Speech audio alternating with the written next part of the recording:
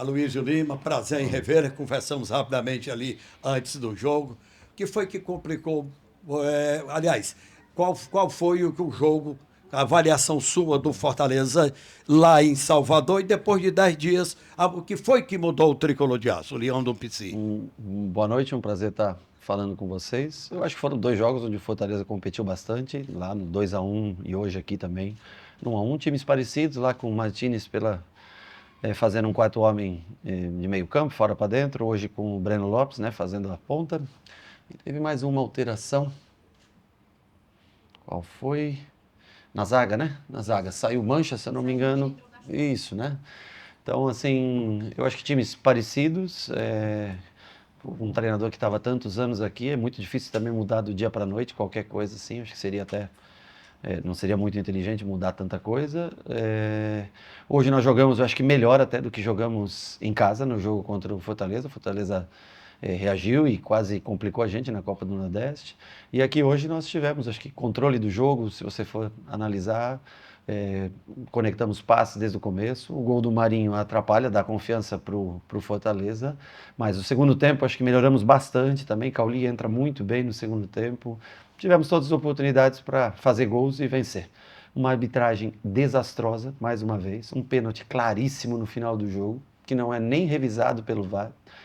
Várias jogadas que a arbitragem, assim, nem tanto a arbitragem, nesse caso do pênalti a arbitragem, mas o VAR, terrível, terrível. Nós tivemos aqui lá na Bahia o Sintra, né, que veio visitar e pede paciência com os mais jovens e também agora com os mais velhos vamos ter que ter paciência sempre, né, porque não ir revisar o lance, no último lance o Pikachu não toca na bola, o Pikachu só toca na perna do Cauli. Nem revisar, nem passar no VAR. E fora isso, nós tivemos outras chances. Eu acho que nós merecíamos vencer, sair vencedores hoje aqui, mas nós temos que aprender quando tem as oportunidades, quando pega um time numa situação mais difícil, nós temos que aprender a sair vitoriosos e aprender a vencer mais jogos. Não só jogar bem, não só ter o controle de um jogo, não só ter as melhores oportunidades, como vencer. Esse é o principal que nos falta, principalmente nos jogos fora de casa. Boa noite, Rogério Ceni. Primeiro, prazer em revê-lo. Igualmente. Você que fez história no Fortaleza Esporte Clube, comandou o time em 153 jogos, campeão pelo Fortaleza e está de volta aqui à capital cearense. Chegou aqui a notícia que você ia poupar os titulares, porque tem jogo terça-feira importante contra o América de Cali pela Sul-Americana. Mas você foi com o time titular mesmo, só não com o Willian José, porque está lesionado.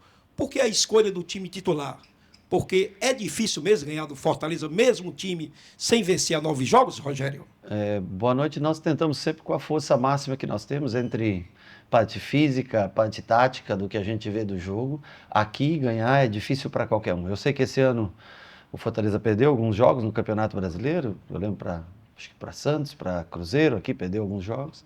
Mas é sempre um jogo, é um time sempre aguerrido, independente da situação, um time que briga por cada ponto, então nós sabíamos a dificuldade. E o Campeonato Brasileiro, ele é um campeonato, como eu sempre falei, é um campeonato que tem o começo e tem a data marcada para o final.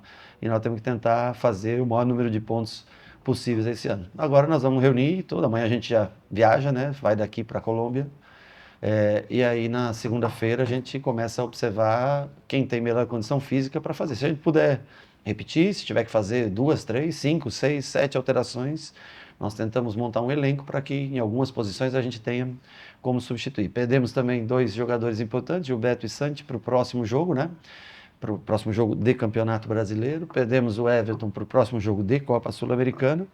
Então vamos revisar todos os jogadores, ver como cada um se encontra, o risco de lesão de cada um, para preparar um time que também é um jogo muito importante da Sul-Americana. Nós não queremos viajar para a Colômbia e voltar sem a classificação. Nosso objetivo, independente do time que seja escalado, das peças escolhidas, é sempre representar o Bahia e trazer a classificação. Acho que é difícil, mas completamente possível. Boa noite, Rogério.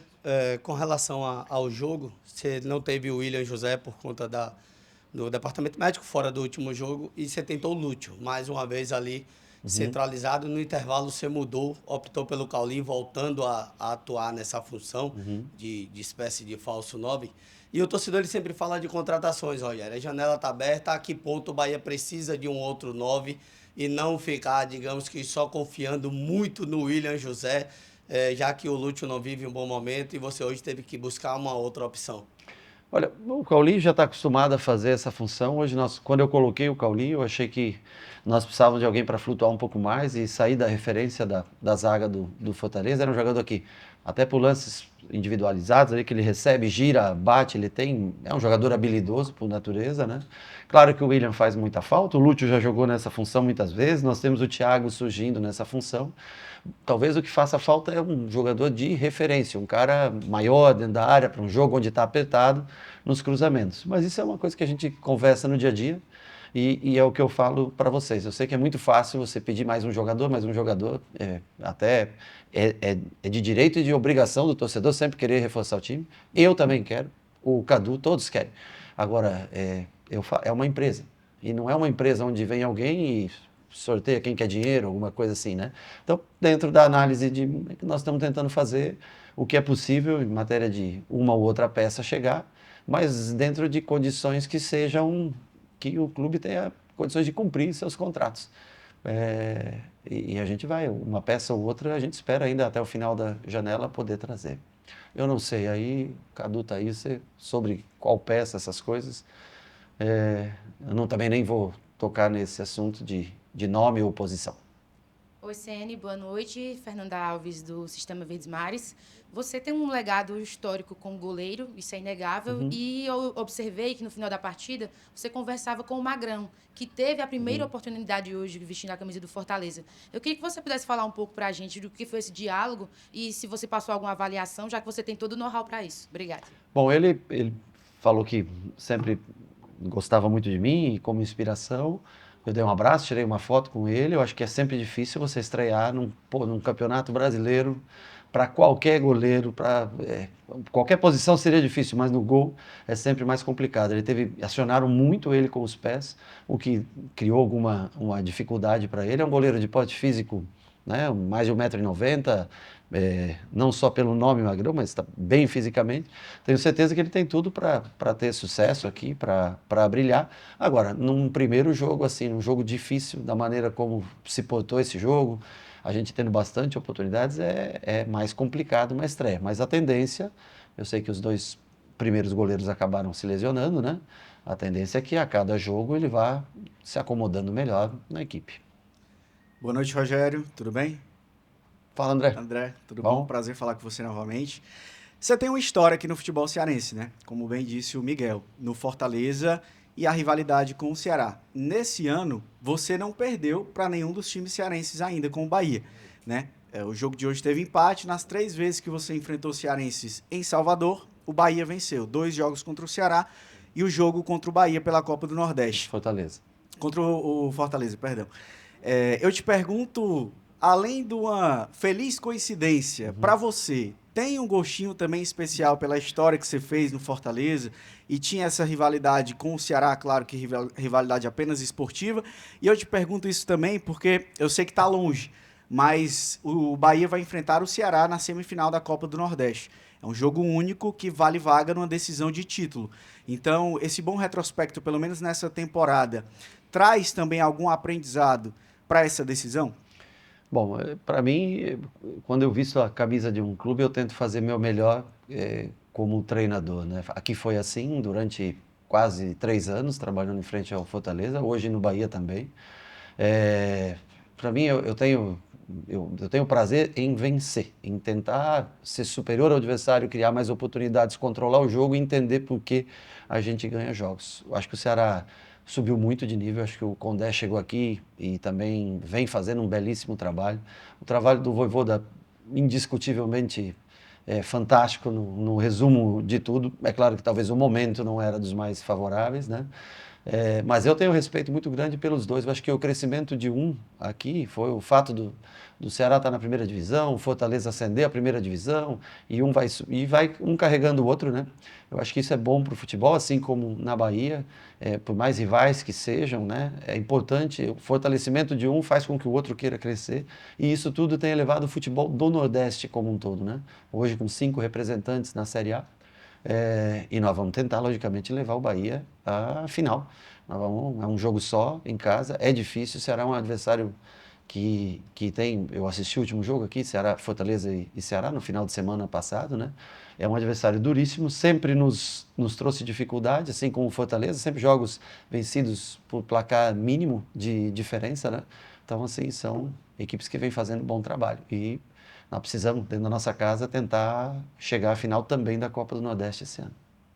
Boa noite, Rogério. Aqui, Pedro Breno, Futebora. Boa noite.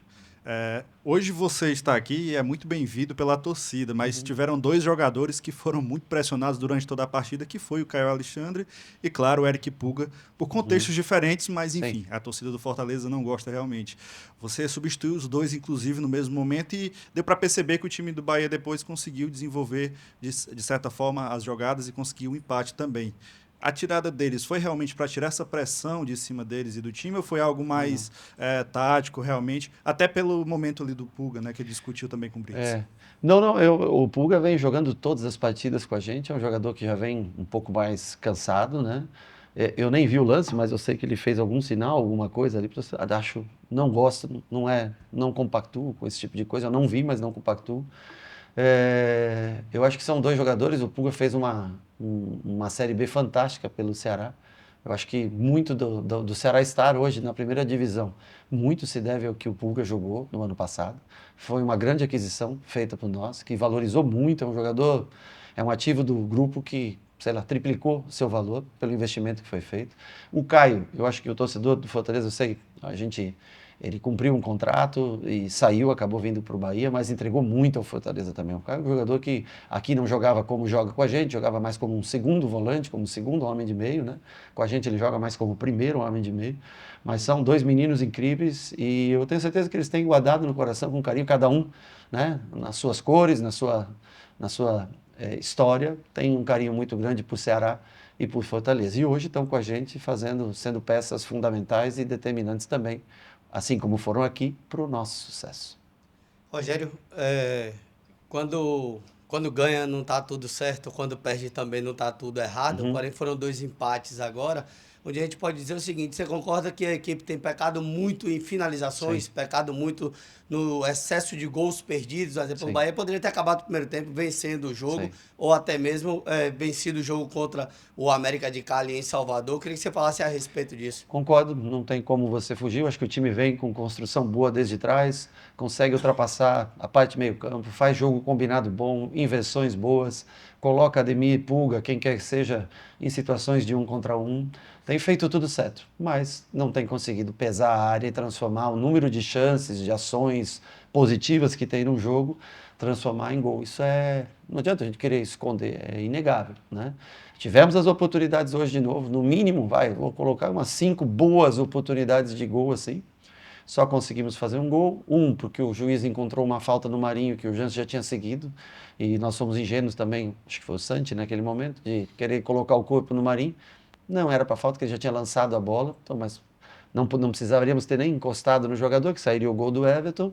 O pênalti, claro que não foi dado, e anotamos o nosso único gol na partida. Mas o time cria muito, envolve muito o adversário, tem muito controle de jogo, tem até um número bom de finalizações, mas é um time ainda pouco efetivo na hora de fazer gols.